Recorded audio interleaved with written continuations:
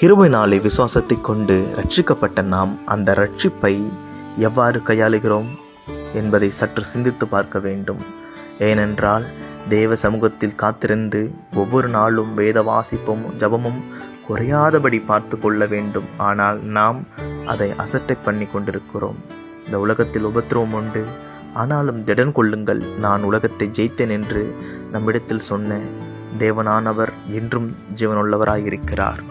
அது மட்டுமல்ல, வேதம் கூறுகிறது, மேகம் போன்ற இத்தனை திரளான சாட்சிகள் நம்மை சூழ்ந்து கொண்டிருக்க பாரமான யாவற்றையும் நம்மை சுற்றி நெருக்கி நிற்கின்ற பாவத்தையும் தள்ளிவிட்டு விசுவாசத்தை துவக்குகிறவரும் முடிக்குகிறவருமாயிருக்கிற இயேசு கிறிஸ்துவை நோக்கி நமக்கு நியமித்திருக்கிற ஓட்டத்திலே பொறுமையோடு ஓட கடவோம். கர்த்தர் உங்கள் பரிசுத்தத்தின் பாதையில் நித்தமும் ஓட உதவி செய்வாராக. ஆமேன்.